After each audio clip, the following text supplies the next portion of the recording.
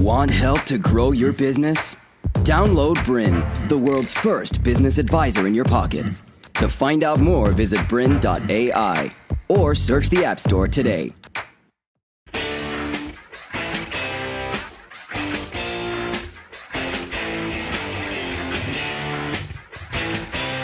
Hi, my name's Kylie Warry, author, speaker and trainer.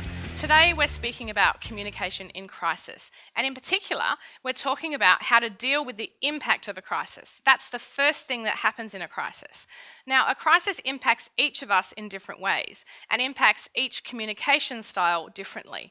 Today we're talking about how it impacts the powerful and the patient communicator and what you can do to ensure that you get through that crisis in the best way possible. So we've talked about poor communication. Now really this is the crux of a communication crisis. The more stressed we get, the more things start to go wrong and snowball, the more we actually become poor communicators. And that's at the foundation of all communication crisis. We don't think about what we're saying, we start using the hindbrain or the reptile brain, and we start communicating in ways that are really unhelpful. I want you to think about, for example, a moment when you've said something that you didn't mean to say, like you've barked something or you've said something out of hurt or emotion, and the moment you say it, you just wish you could grab those words back and just swallow them again. The thing is, you can't. And that's an example of poor communication in a crisis. Now, in terms of business, we've talked about the stats, and they're pretty scary. 32% of profit down the drain because of poor communication. And the thing is that it affects all sides of your business. It affects the leadership, it affects your front line, it affects your customers and your suppliers. And I don't know about you, but if I ever come across someone who's a really poor communicator, I'll stick in there for a while, but once it gets too hard, I'll be on to find someone else that I can communicate with. And your business is exactly the same. So you need to know your strengths and your weak spots in terms of your communication. Now, another stat that I think you're probably all aware of is the divorce rate. Now, it's at around 50% in this country. So I know that in business, most people are either in marriage or they've got people that are employed in their business that are married. And just knowing that the divorce rate that we have is so high and the stress that that has on our businesses and on the people in our business, it's something to really take note of. It also, I really like to focus on the fact that we're talking about personal relationships as well as professional, because all of us go home after we finish the day of work, and we all need to know how to have healthy personal relationships as well as professional ones. So let's talk about the moment of a crisis. When we experience a crisis, the first thing we feel is a negative emotion, or what I call an offence. Now, an offence doesn't feel very nice. You can either feel frustrated or hurt, you might feel guilty or undervalued, overlooked. There's so many different things that you can feel. But the thing that they all have in common is that it's an offence and it hurts.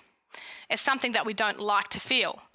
But something that I'd like you to get your head around, which is really key, is that it's just an offence. And it's not the offence that's the most important thing, it's actually what you do with it that counts. The other thing that's really key is that no one else can control your emotions apart from you. I remember years ago I used to teach anger management classes, and there would be people that would come through the doors, and there were people that had been given so many warnings about their anger and their outbursts and how much problem they were causing their teams and their businesses. And the thing was that every single person in that room at the beginning of the day were ready to say, "You made me angry." But the truth is that you decided to get angry. Now, we all have that ability to manage our emotions. And the thing is that it's something that most of us haven't been taught how to do.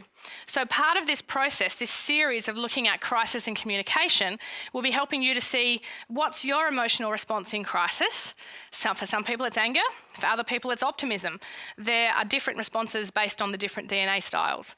But you need to know what is your response, and then is it helpful or is it making matters worse? So that's a personal responsibility that we all have to take. Now, our thought world, I look at it like being a garden. Now, we can have a healthy garden or we can have a garden that's overgrown with weeds. Now, if you don't manage your emotions, if you allow them to grow and get negative and all messed up inside your mind, those thoughts affect your actions. Now, I want you to think about this for an example. Say you're going into a sales meeting and you've had a horrible morning. You woke up, the cat had done something on the carpet that you didn't want them to do when you stepped in it. That was your greeting to the day. You then kicked your toe as you walked into the bathroom. You then realised that your children were late for school and it just was spiralling out of control. And you're heading into this really important sales meeting and your head is all over the place. Before you know it, you're doubting yourself. You're thinking, there's no way I can make this sales meeting. In the back of your head, you've got your leader who's saying, if you don't get this sale, you're out. Bit of pressure. Now, if you don't manage that emotional state of yours, your performance in that sales meeting is probably not going to be its best. Now, contrast that with someone who's had the same morning, but they recognise what's happening and they start to put in place some processes that help them to manage those emotions. They actually recognise that they're feeling stressed, that they're feeling worried, and they do some really practical, simple things to get their emotions under control and deal with those weeds, because all those weeds will do in your head is make matters worse and get you into a bigger mess. So managing our emotions is a really key part of dealing with the impact of a crisis. Now, this cycle I've got up here on the board is called the cycle of offence. Now, it looks very much like the cycle of courageous intention that I showed you guys in the last episode. And that's because they're very, very similar. You can very quickly, depending on how you respond to a crisis, cycle upwards, getting worse and worse and worse to end up at resentment, or you can actually learn from the process, look at what's happening for you, put some things in place and end up recovering from the crisis instead of going into that resentment. Now, I want you to think about this example.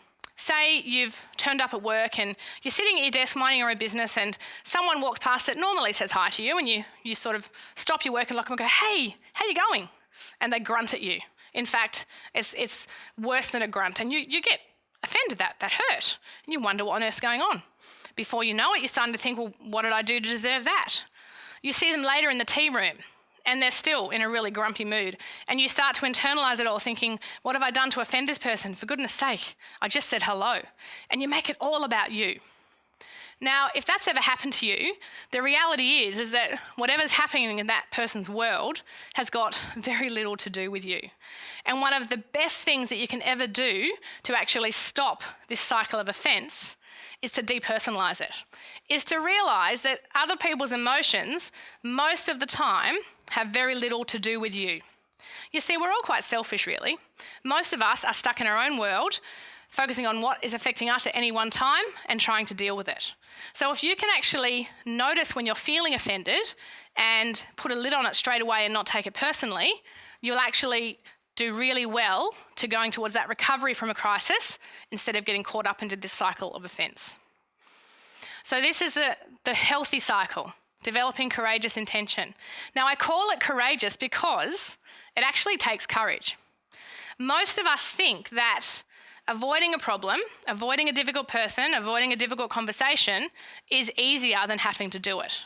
Now, on the surface, I could probably agree with you. But I think most of us would realise that when we avoid a problem, what does it do? It gets worse. In fact, it grows. Some people can imagine it growing hair and getting ugly and becoming this big monster that you just don't know what to do about.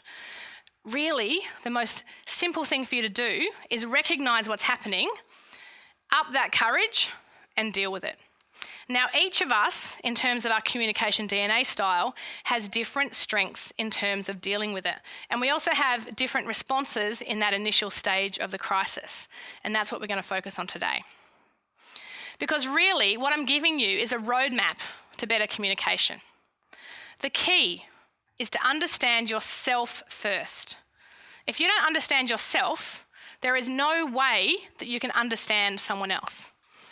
Brené Brown, who's a very famous author and probably has one of the most famous TED Talks around, actually says that understanding self is probably one of the biggest gifts you can ever give, and without it, true connection is not possible. You see, you can't give someone something that you don't have. Let's look at it practically. I'm holding a glass of water, so I can give that to you. But if I'm not holding the water, I can't give it to you. Now, let's say the water represents self-understanding. If I understand myself, then I'm able to better understand you. But if I don't understand myself, where on earth do I start trying to understand another complex human being?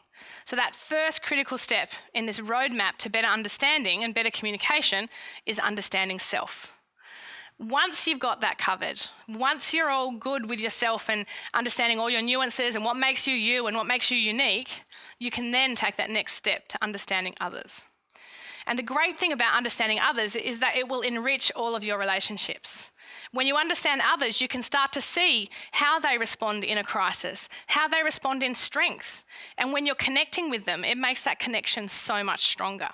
And it also will give you the courage and the ability to deal with situations as they come up that need to be dealt with. Once you're doing that, once you're understanding yourself and understanding others, you're then able to communicate with intention. Because remember, intention means to communicate with care and with purpose. So basically what I mean by that is, say that you're communicating with someone who's responding in a crisis and you're able to go, okay, they're stressed, I can see that. That's their response. This is what I can do to help it. Now that's where I want you guys to get to by the end of this series. What happens in real life is that someone's responding in stress, someone's out of control, and we then get stressed and start getting out of control, and before you know it, you've got two mini crises happening and growing together, and it's out of control completely. We get hurt, we take things personally, and before we know it, the whole thing is a mess. So I don't want that for you guys. I would rather you guys actually grow in wisdom and actually be able to deal effectively with the crisis. So to understand yourself in crisis, you need to understand your communication DNA. Now, when I'm coaching people, I step them through a process that teaches them what their DNA style is. And if you go to the experts page, which I'll talk about at the end of this episode, you'll be able to see some resources that I've got there for you that will help you understand your communication DNA. The thing I want you to get about DNA is that it's in us, it's part of us, and there is no one style that's better than another. Each style brings value, each style has challenges, and each style is necessary to make a team, a family, a group function well. And it's really key that you know that. So today we're going to be talking about the powerful communicator and what can impact them in a crisis. And what you'll notice is that each communication DNA style responds very differently when they're impacted in a crisis. Now, these guys, if you remember, are observed to be direct, pushy, and aggressive. And that famous example is Judge Judy. These guys want results. And in a crisis, you can imagine, results are probably not that hard to come by. Not that easy to come by. And they need control. Now, if you're thinking about anyone in a crisis, that is something that I do not relate to a crisis. I remember when I was diagnosed with cancer in 2013, control was something that I did not feel I had anything to do with. I felt like control was completely whipped out from under me. And because I am a powerful communicator and that's a big part of my needs, I was in a crisis because of that. Not only because I was diagnosed with cancer, but because the nature of this illness that takes on this life of its own totally stripped me of all control. So there are some things that make powerful communicators more likely to go into crisis mode, to go into stress mode. Some of those things are feeling like they've lost control, feeling like they're being taken advantage of is a huge one for them, and not being able to get those results that they strive so desperately to get. All of those things can force a powerful communicator into a crisis. Another thing that's key for a powerful communicator is if they feel disrespected, then they will completely go into crisis mode. They'll come out fighting because respect for... To continue enjoying this presentation, download BRiN, the world's first business advisor in your pocket. To find out more, visit BRiN.ai or search the App Store today.